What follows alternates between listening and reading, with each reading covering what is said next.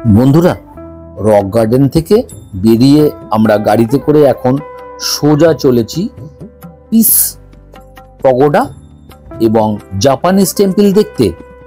দেখুন না, রাস্তায় কেমন কুয়াশা মিশ্রিত মেঘ, চারিদিকটা কেমন ধোয়া ধোয়া ভাব। এখন আমরা দার্জিলিং স্টেশনের ঠিক পাশ দিয়েই আমরা যাব। এই দেখুন, আমরা দার্জিলিং স্টেশনের কাছাকাছি প্রায় চলে এসেছি। আপনাদের দেখাচ্ছি এই অবস্থায় দার্জিলিং স্টেশনটাকে কেমন দেখতে লাগছে। বন্ধুরা, আমরা যখন বাড়ি থেকে বেরিয়েছিলাম, অর্থাৎ আমাদের যে হোটেল থেকে যখন বেরিয়েছিলাম, তখনই এমনই ওয়েদার ছিল, কিন্তু যখন আমরা রক গার্ডেনে গেছিলাম তখন ওয়েদারটা অনেকটাই ক্লিয়ার হয়েছিল। এই দার্জিলিংয়ের ওয়েদার বোঝা কিন্তু প্রচণ্ড শক্ত ব্যাপার। কখনো বা মেঘলা, কখনো বা ছিপছিপ করে বৃষ্টি, আবার কখনো বা ঘন কুয়াশায় ঢেকে যাচ্ছে এই রাস্তাটি। ঘাবড়াবার কিচ্ছু নেই, এই আবহাওয়া কিন্তু ক্ষণস্থায়ী। আর এই যে মনোরম দৃশ্য, এটাও কিন্তু সকলের কপালে জোটে না।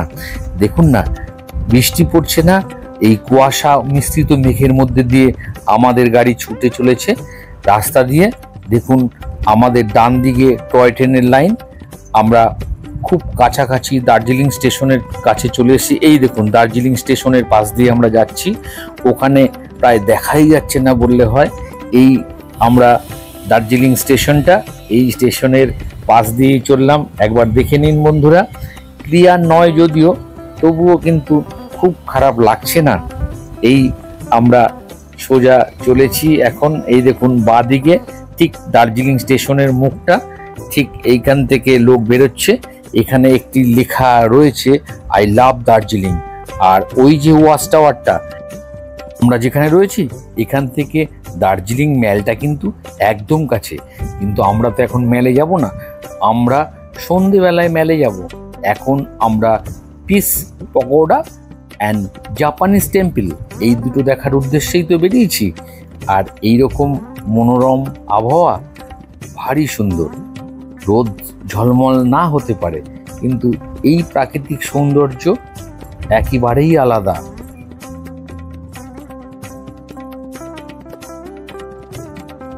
এই যে আমরা যার পাশ দিয়ে এখন পাস করছি, এটা হলো ব্রিটিশ আমলের তৈরি জিপিও। এটা দার্জিলিংয়ের জিপিও, অর্থাৎ জিপিও মিন্স পোস্ট অফিস। দেখুন না, সুন্দরভাবে মার্বেল পাথর দিয়ে তৈরি এই জিপিওটি। এটা কিন্তু ব্রিটিশ আমলের। দেখে নিই আমরা সুন্দরভাবে। এই যে মোড়টা এলাম, এইটা ক্যাভেন্টিস মোড়। এখান থেকে সামনেই সোজা হলো ম্যাল, আর এই তার সমস্ত দোকানপাটের এরিয়া। আমাদের এখন গাড়ি ছুটে চলেছে আমাদের গন্তব্যস্থলে। চলুন বন্ধুরা, এই পথের প্রাকৃতিক সৌন্দর্য দেখতে দেখতে আমরা একসাথে আপনাদের নিয়ে এগিয়ে চলি আমাদের গন্তব্যস্থল। বাহ, ভারী কুয়াশা। দেখুন, অনেকটা দূর পর্যন্ত দেখা যায় না। বাদিকের যে প্রাকৃতিক সৌন্দর্য, যেটা রোদ ঝলমলে আবহাওয়া থাকলে পাহাড়ের যে সৌন্দর্য, অর্থাৎ ঘর বাড়ি সিনারি, সেটা দেখতে পেতাম। কিন্তু এইরকম একটা ওয়েদারের জন্য আমরা কিন্তু সামনের ওই ধোঁয়া মিশ্রিত কুয়াশা, অর্থাৎ মেঘ মিশ্রিত কুয়াশা ছাড়া আমরা কিন্তু আর কিছুই দেখতে পাচ্ছি না। এই মেঘ মিশ্রিত কুয়াশার বুক চিরে ছুটে চলেছে আমাদের গাড়ি। আমরা এই সুন্দর অভিনব আবহাওয়ার মধ্যে দিয়ে ছুটে চলেছি। চলুন বন্ধুরা, একসঙ্গেই যাই।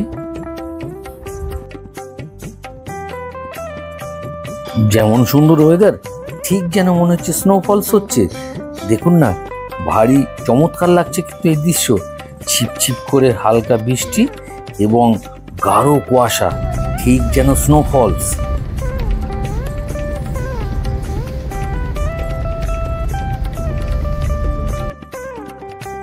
এই আমরা চলে এলাম পার্কিং জোনে, অর্থাৎ পিস পগোডা অ্যান্ড জাপানিজ টেম্পলের সামনে গাড়ি পার্ক করা যায়। সেখানে পার্ক করে আমরা এখন উপরে চললাম, একটু উপর দিকে। এখানে সিঁড়ি আছে, এই সিঁড়ি দিয়েই ফার্স্টে আমরা উঠব এবং যেটা ফার্স্ট দেখব সেটা হলো পিস পগোড়া। চলুন সেটা আমরা দেখি। যদিও ঘন কুয়াশায় আচ্ছাদিত হয়ে রয়েছে এই টেম্পলটি। দারুণ ওয়েদার, চারিদিকে কুয়াশার মেঘে ভর্তি। দেখুন, আমার সঙ্গে সঙ্গে আপনারাও দেখুন, চোখে আসছে না? এর মজাই আলাদা। ঘন্টায় ঘন্টায়, মিনিটে মিনিটে দার্জিলিংয়ের আবহাওয়া চেঞ্জ হয়। এটা কি ফুল দেখাই? এই ফুলটার নাম হাইড্রঞ্জিনা ম্যাক্রোপোলিয়া।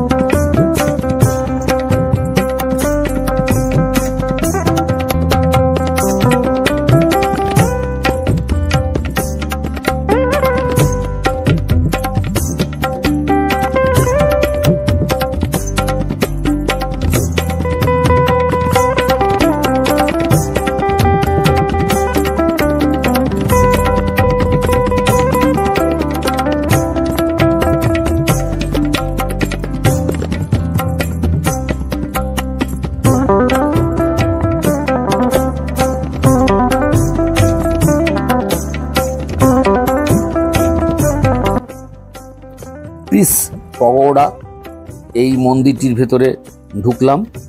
তারপর এই মন্দিরটার যাবতীয় সব কিছু দোতলার উপরে রয়েছে। চলুন বন্ধুরা দেখি দোতলায় যে সুন্দরভাবে সাজানো যে মন্দিরটি রয়েছে সেইটি কেমন।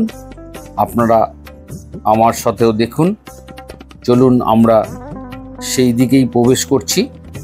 এই আমরা চলে এসেছি, সামনেটা দেখাই। দেখুন, এখানে বিরাট একটি সিংহাসন, সেখানে প্রচুর ঠাকুরের ছবি রয়েছে। দেখুন, দেখে নিন ভালো করে। এখানে ভেতরটা কিন্তু অত্যন্ত নিস্তব্ধ।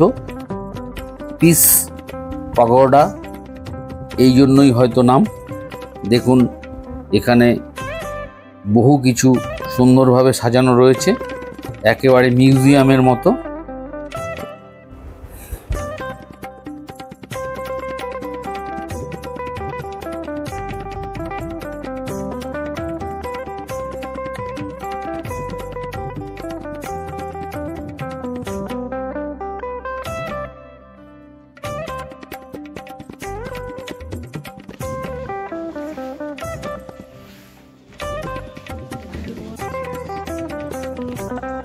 এখানে অনেক সুন্দর সুন্দর ফুল রয়েছে বাগানে, খুব সুন্দর সব ফুলের নাম যদিও জানি না, যতটুকু জানি আপনাদের নিশ্চয়ই বলবো। এখন আমরা জাপানিজ টেম্পল দেখার জন্য ওপরের দিকে উঠছি সিঁড়ি দিয়ে। বেশ অনেকটাই উঁচু, বয়স্ক লোকদের একটু কষ্ট হতে পারে, তবে একটু কষ্ট করে ওপরে না উঠতে পারলে স্বয়ং বুদ্ধদেবের যে সুন্দর মূর্তি রয়েছে এবং সুন্দর এই মন্দিরটি আমরা দেখব কিভাবে। তাই তো একটু কষ্ট হলেও আমাদের এই সিঁড়ি দিয়েই উপরে উঠতে হবে। দেখুন, দুটো স্টেপ আছে।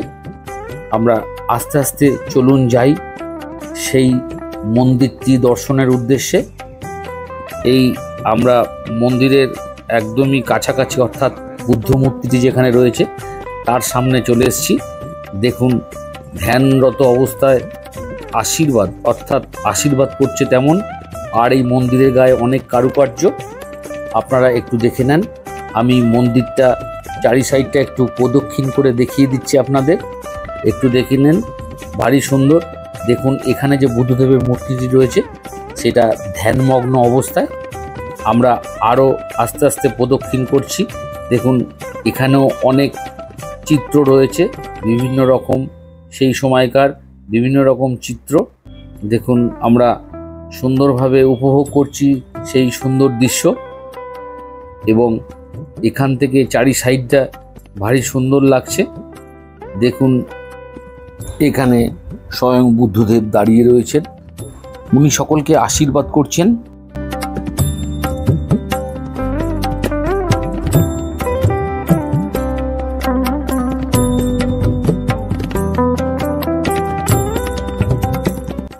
এখানে আমরা দেখতে পাচ্ছি স্বয়ং বুদ্ধদেবের মূর্তি, স্বয়ং অবস্থায় রয়েছে, উনি বিশ্রাম করছেন, সেই মূর্তি আমরা এখানে দেখছি। বন্ধুরা দেখুন,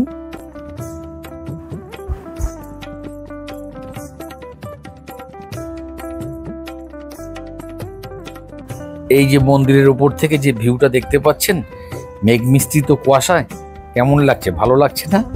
নিশ্চয়ই ভালো লাগছে। এটা কিন্তু আলাদা এক সৌন্দর্য।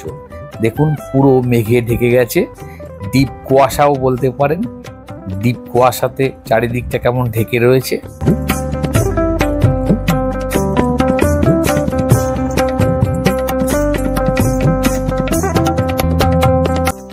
জাপানিজ টেম্পল দেখা হয়ে যাওয়ার পর আমার ফ্যামিলির তিনজনই ওপর থেকে নেমে আসছে। এখন আমরা নিচে যে ফুলগুলো রয়েছে সেই ফুলগুলো দেখব।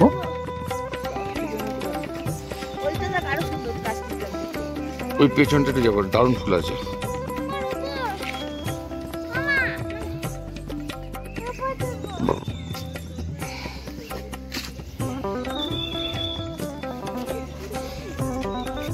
বন্ধুরা এই যে ফুলটা দেখছি এর নাম অ্যাজিলিয়া। দেখুন তো ঠিক বললাম কিনা। আর এছাড়াও এই বাগানের মধ্যে শীতকাল, অর্থাৎ এখানে তো সবসময় শীত, তাই তো শীতকালের এই ফুলগুলো সবসময় ফুটে থাকে। দেখুন তো ফুলগুলোর নাম সব ঠিক জানেন কিনা? আমি কিন্তু জানি না, তাই তো সব ফুল গাছের যে ফুলগুলো হয়েছে সেগুলো বলতে পারলাম না। Piece pagoda and Japanese temple দেখার পর আমাদের যেখানে পার্কিং করা ছিল গাড়ি, সেখানে আমরা চলে এলাম। দেখুন অনেক গাড়ি এই পার্কিংয়ে রয়েছে, তবে আস্তে আস্তে যেন মনে হচ্ছে ওয়েদারটা একটু ক্লিয়ার হচ্ছে। তবে এই যা ওয়েদারে আমরা দেখলাম বেশ ভালোই লাগলো। বন্ধুরা কি আপনাদের কি ভালো লাগেনি? যদি ভালো লেগে না থাকে কমেন্ট বক্সে অবশ্যই জানাবেন, আর যদি ভালো লাগে তবে অবশ্যই লাইক দিয়ে সাহায্য করবেন।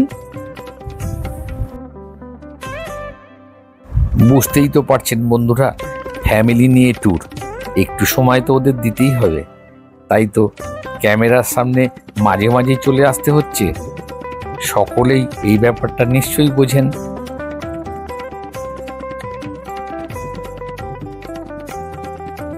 বন্ধুরা আমাদের গাড়ি ছেড়ে দিল, আমরা এখন রওনা করেছি।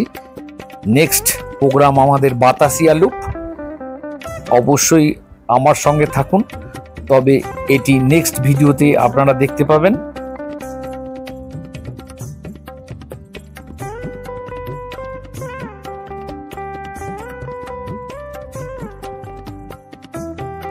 আর এই ভিডিওটি যদি ভালো লেগে থাকে তবে লাইক, কমেন্ট এবং সর্বশেষে বলি সাবস্ক্রাইব করতে ভুলবেন না কিন্তু। নমস্কার বন্ধুরা।